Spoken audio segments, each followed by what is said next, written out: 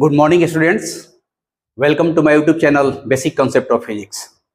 Physics part 1 में हम लोग फ्रिक्शन का चैप्टर पढ़ रहे हैं और उसमें फ्रिक्शन, लॉ ऑफ फ्रिक्शन के बारे में पढ़ चुके हैं कि ये लॉ ऑफ फ्रिक्शन में जो सबसे थर्ड लॉ था कि frictional force is directly proportional to the normal reaction, यानी कि जो घर्षण बल होता है वह सतह पे अभिलंब प्रतिक्रिया के समानुपाती होते हैं। और उसमें हम लोग एक फार्मूला भी निकाल चुके थे कि फ्रिक्शन फोर्स अगर हमारे पास कोई ऑब्जेक्ट ऐसे रखा हुआ है तो यहाँ से नीचे उसका काम करता है mg और ठीक ऊपर में इसका काम करता है नॉर्मल रिएक्शन।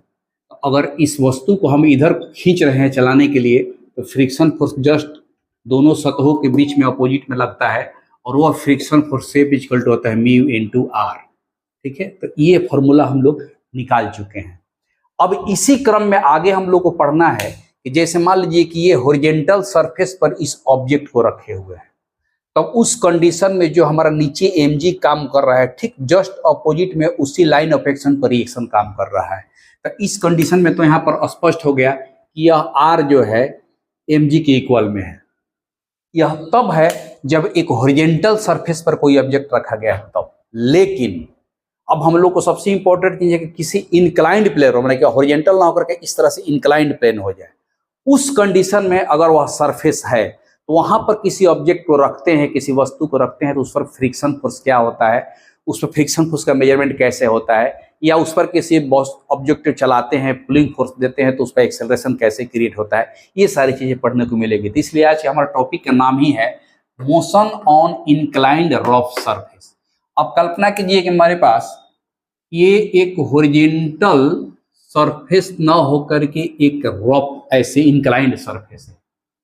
इंक्लिनेशन का मतलब कि वह हॉरिजॉन्टल के साथ एंगल बना दिया थीटा, ठीक है, और इसी पर एक ऑब्जेक्ट रख दिया गया m मास का, इसका मास है m।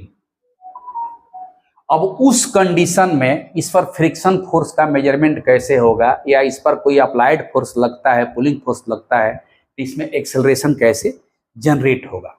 तो सबसे पहले तो हम लोग को इसका डायग्राम जानना है कि जैसे इस हॉरिजॉन्टल सरफेस और ऑब्जेक्ट को रखे हैं तो mg नीचे काम कर रहा है, तो mg तो बाय नेचर हमेशा नीचे काम करेगा। अगर इस ऑब्जेक्ट का मास m है तो यहाँ भी mg जो है डायरेक्ट नीचे की तरफ काम करेगा, इसे यह mg नीचे ही लगेगा इसमें, ठीक है, क्योंकि mg का काम क्या है कि वह डायरेक्ट डाउनवर्ड, चूंकि ग्रेविटेशनल फोर्स है इसलिए वेट जो है डायरेक्टली डाउनवर्ड होगा to the towards the earth centre.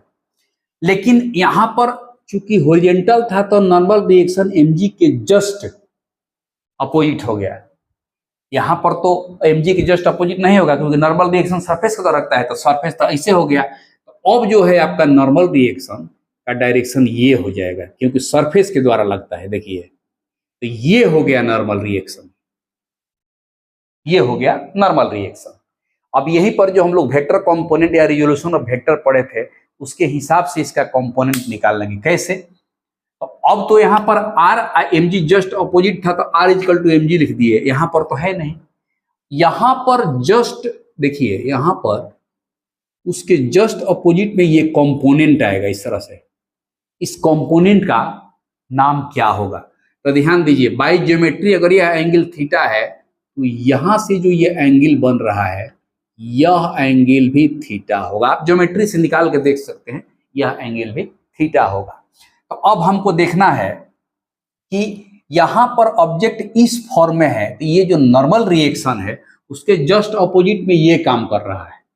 और हम लोग वेक्टर में पढ़े हैं कि एक्स वाई प्लेन में अगर कोई वेक्टर है इस तरह से तो जिधर से कोण बनाता है, मान लीजिए कि वेक्टर अगर ए है तो जिधर से कोण बनाता है यह पोर्शन होता है a cos थीटा और जो पोर्शन बच गया होता है a sin थीटा। तो जाहिर सी बात है कि एक कंपोनेंट इसका इस डायरेक्शन में काम करेगा, इस डायरेक्शन में।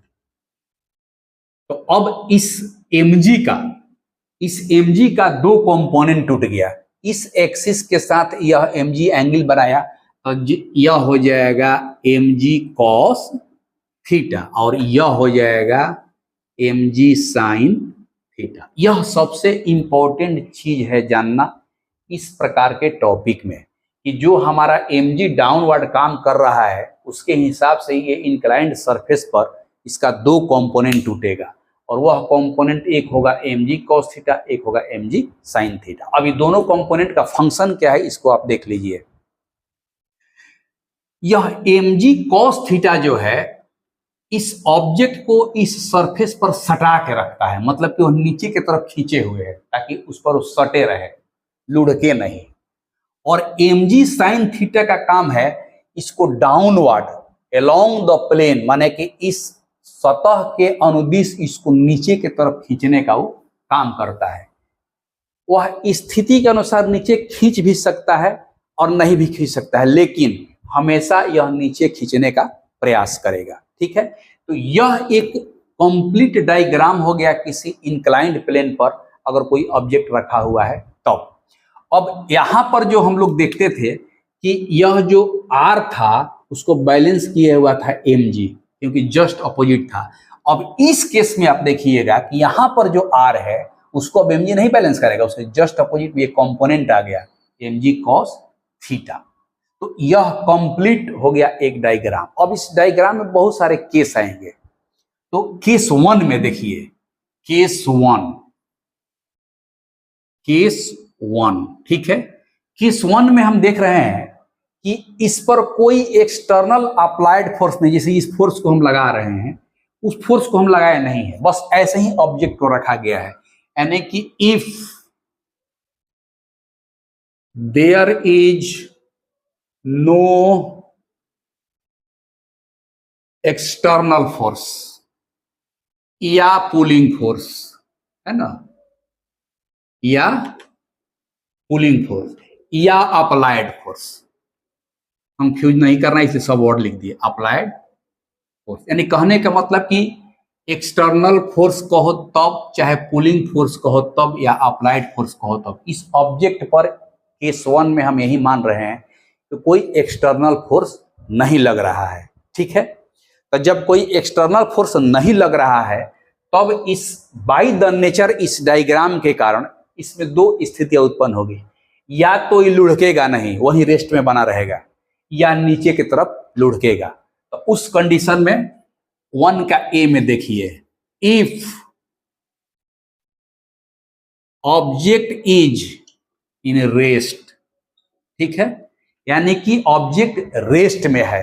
तो रेस्ट में होने का मतलब क्या हुआ कि यह mg sin थीटा इसको नीचे खींचने का प्रयास कर रहा है, लेकिन जस्ट ऑपोजिट में इसका जो फ्रिक्शन फोर्स है इसको बैलेंस कर लिया है। यानी कि इन दिस केस जो फ्रिक्शन फोर्स है, फ्रिक्शन जो F है वह बैलेंस किए हुए है किसको, mg sin थीटा को। अब इसी इक्वेशन को आगे हम डील कर देंगे कैसे, तो देखिए यह F बराबर म्यू आर जो हमारा लॉ ऑफ फ्रिक्शन से आया है, तो इसकी जगह पर लिख देंगे म्यू आर, यह हो गया mg sin थीटा।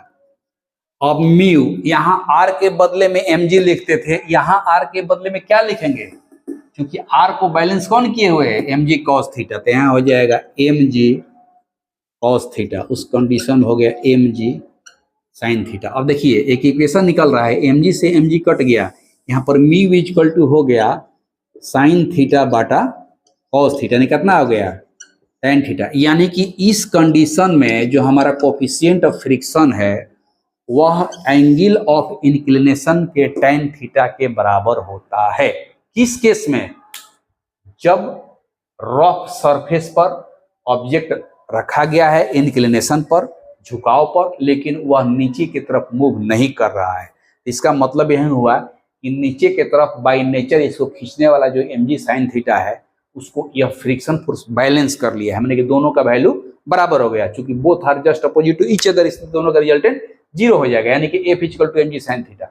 और इसी केस में कब, जब यहाँ पर बॉडी रेस्ट में है विदाउट एनी एक्सटर्नल फोर्स, तो उस कंडीशन में जो म्यू होता है वह tan थीटा के बराबर होता है। यह कॉम्पिटिटिव पॉइंट ऑफ व्यू से सबसे इंपॉर्टेंट चीज होता है।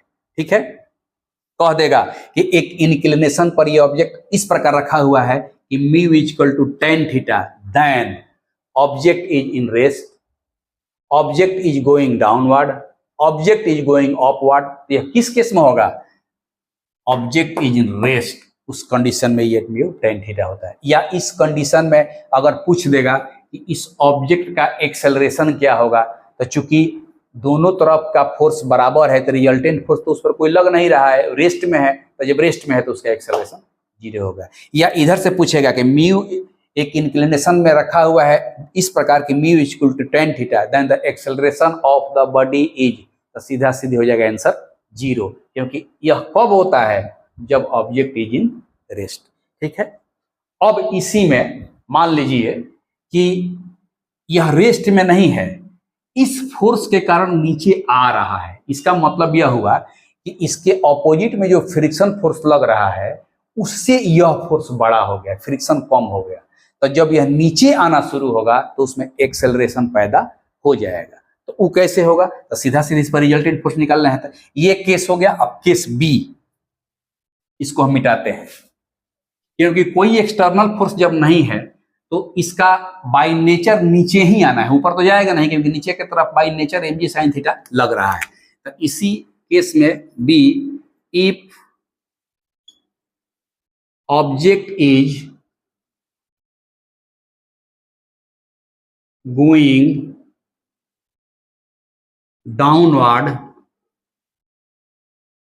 थ्रू द प्लेन, यानी कि इस प्लेन पर नीचे की तरफ जा रहा है, देन रिजल्टेंट फोर्स,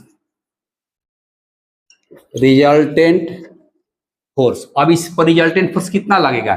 चूंकि नीचे की तरफ जा रहा है तो mg sin थीटा बड़ा है और ये फ्रिक्शन कम है, तो हो जाएगा mg sin theta minus friction force. यही रिजल्टेंट फोर्स लग गया इस ऑब्जेक्ट पर, और न्यूटन से सेकेंड लॉ के हिसाब से किसी ऑब्जेक्ट पर रिजल्टेंट फोर्स जो लगता है वह किसके बराबर होता है? Mass into acceleration. अब यहाँ एक्सेलरेशन आ जाएगा क्योंकि नीचे की तरफ जा रहा है। तो अब इसी इक्वेशन को फिर सोल्व कर देंगे तो एक्सेलरेशन निकल जाएगा। कैसे? तो अब देखिए, यहाँ हो गया mg sin theta minus f equal to, फिर वही चीज म्यू mg cos थीटा, क्योंकि म्यू बार लिखेंगे तो यहाँ r के बदले में mg cos थीटा हो गया, इक्वल टू m इंटू ए। यहाँ पर कुछ पोर्शन कॉमन हो सकता है, देखिए mg कॉमन हो गया तो यहाँ बच गया sin theta minus mu cos theta equal to m into a. देखिए m से m कट गया तो यहाँ पर सीधा सीधी एक्सेलरेशन का वैल्यू निकल गया क्या? g sin theta minus mu cos theta divided, नहीं हो गया आंसर डिवाइडेड बाई कौन सा? m तो कट ही गया।